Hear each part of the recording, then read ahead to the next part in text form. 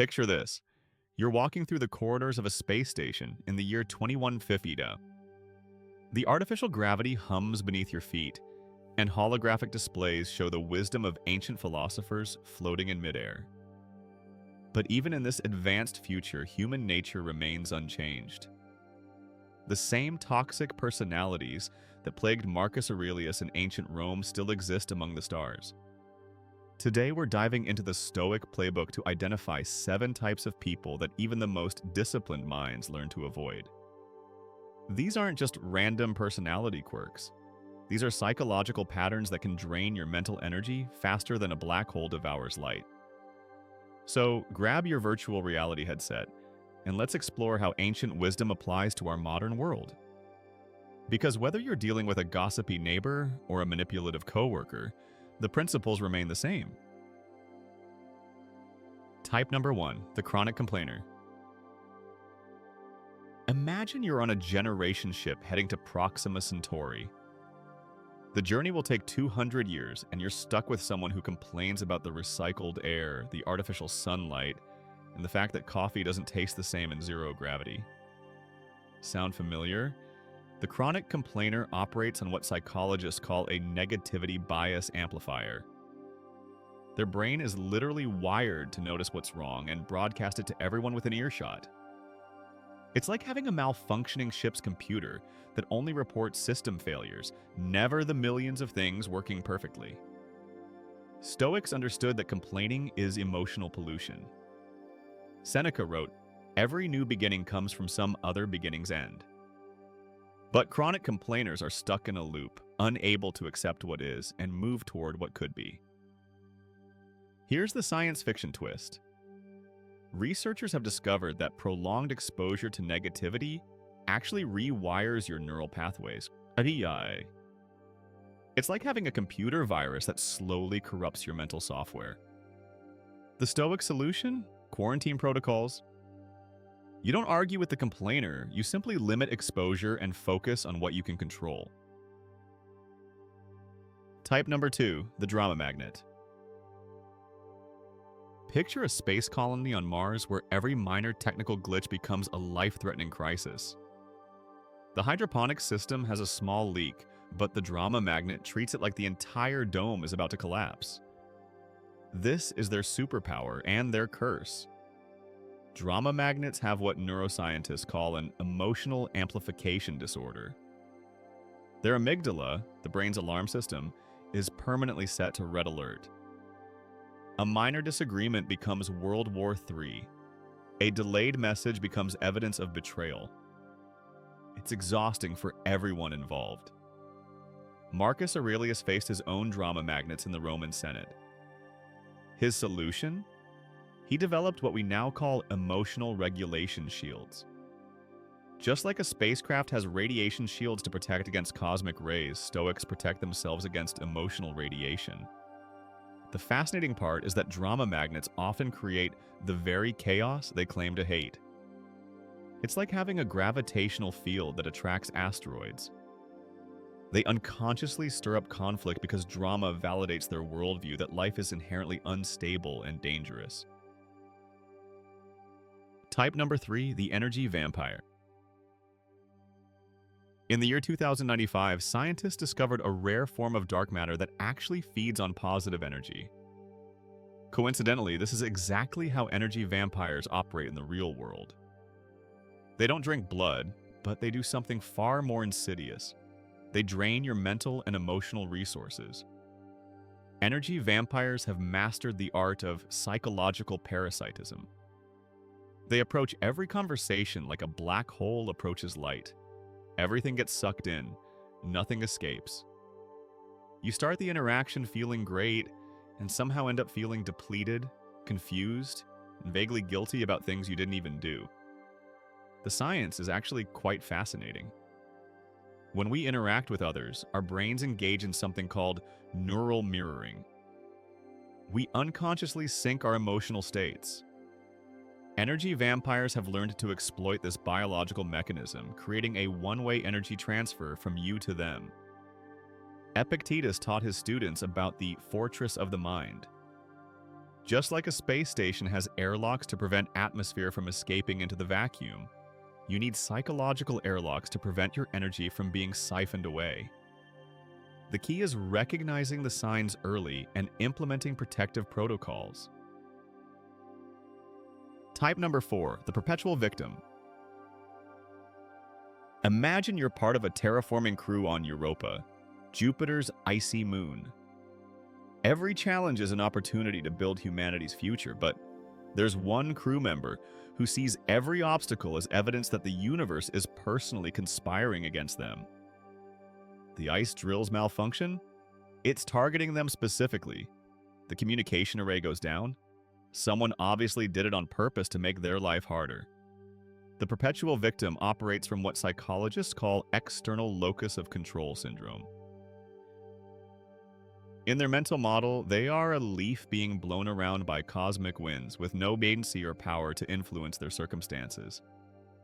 It's like having a navigation system that only shows obstacles, never the path forward. Here's where it gets scientifically interesting. Neuroscientists have discovered that victim mentality actually changes brain structure over time.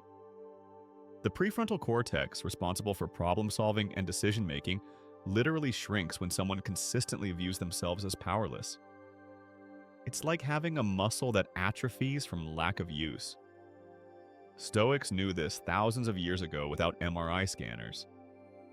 They understood that taking responsibility for your responses, even when you can't control circumstances, is like doing mental strength training. The perpetual victim has chosen to skip leg day for their entire psychological life. Type number 5, the manipulator. In 2089, artificial intelligence researchers created something called social engineering algorithms. These programs could analyze human behavior patterns and predict exactly which emotional buttons to push to get desired outcomes. Scary? Absolutely. But manipulators have been using organic versions of these algorithms for millennia. The manipulator's brain operates like a quantum computer, constantly running probability calculations on human responses. They've mapped your emotional triggers, your insecurities, your desires, and they use this data like a master chess player thinking 12 moves ahead. Every conversation is a game, and you often don't realize you're playing until you've already lost. What's particularly insidious is that manipulators often present themselves as helpers, friends, or even victims. It's like a Trojan horse spacecraft that looks like a rescue vessel but contains hostile programming. They've learned that direct aggression triggers human defense systems, but subtle psychological manipulation flies under the radar. Marcus Aurelius dealt with countless manipulators in the imperial court. His defense? What he called philosophical armor. By focusing on virtue and truth rather than external outcomes, he became immune to manipulation. It's like having an antivirus program that recognizes deceptive code patterns regardless of how they're disguised. Type number 6, the emotional reactor. Picture a nuclear reactor with faulty control rods. The slightest fluctuation in input creates massive, unpredictable energy releases. This is exactly how emotional reactors operate in social situations. A minor comment triggers a nuclear-level emotional explosion that contaminates everything within a 50-mile radius. Emotional reactors have what neuroscientists call amygdala hijack syndrome. Their emotional processing center overpowers their rational thinking before logic can engage the safety protocols. It's like having a hair-triggered defense system that launches missiles at every bird that flies by. Effective? Maybe. Exhausting for everyone? Absolutely. The science fiction parallel is fascinating. In space exploration, we use something called reaction control systems to make precise adjustments to spacecraft trajectory. Too much thrust in any direction, and you overshoot your target. Emotional reactors have broken reaction control systems. They can only operate in extremes. Stoics understood that emotions are like rocket fuel. Properly channeled, they can propel you toward your goals. But uncontrolled, they'll send you spinning into the void. The key is developing what engineers call throttle control for your emotional responses. Type number 7, the toxic optimist. Here's a plot twist that would make even the best science fiction writers jealous. The final type of person Stoics avoid isn't negative at all. They're so relentlessly positive that they've become radioactive with their own optimism. These are the toxic optimists. Imagine you're dealing with a critical system failure on a space station, and someone keeps insisting that everything happens for a reason, and just think positive thoughts. Meanwhile, the oxygen recycling system is literally breaking down. This isn't helpful optimism, it's reality denial wrapped in spiritual-sounding phrases. Toxic optimists operate from what psychologists call spiritual bypassing syndrome. They use positive thinking like a cloaking device to avoid dealing with actual problems. It's like having a diagnostic computer that's programmed to only display everything is awesome, regardless of actual system status. Technically positive, practically useless. The really insidious part is that toxic optimists make you feel bad for having legitimate concerns. Your realistic assessment of problems becomes evidence that you're negative or lacking faith. It's emotional gaslighting disguised as enlightenment. Stoics valued genuine optimism, but they called it realistic hope. They faced reality squarely, acknowledged problems honestly, and then focused their energy on solutions. It's the difference between a functional navigation system and one that's permanently stuck on recalculating route. So there you have it. 7 types of people that even ancient Stoics learned to navigate carefully. The chronic complainer, the drama magnet, the energy vampire, the perpetual victim, the manipulator, the emotional reactor, and the toxic optimist. But here's the really important part. Recognizing these patterns isn't about judging or dismissing people. It's about protecting your mental energy so you can focus on what truly matters. Just like a spacecraft has radiation shields, you need psychological protection systems. The Stoic approach isn't to become cold or uncaring. It's to become more intentional about where you invest your emotional resources. You can show compassion without getting pulled into someone else's chaos. You can be helpful without becoming a psychological dumping ground. Remember, in the vast cosmos of human relationships, you are the captain of your own ship. You get to decide which signals you respond to and which ones you let drift past into the void.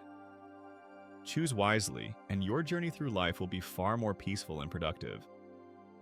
What type of challenging person do you encounter most often? And more importantly, how will you apply these Stoic principles to protect your mental space while still maintaining your humanity? The universe is waiting for your answer.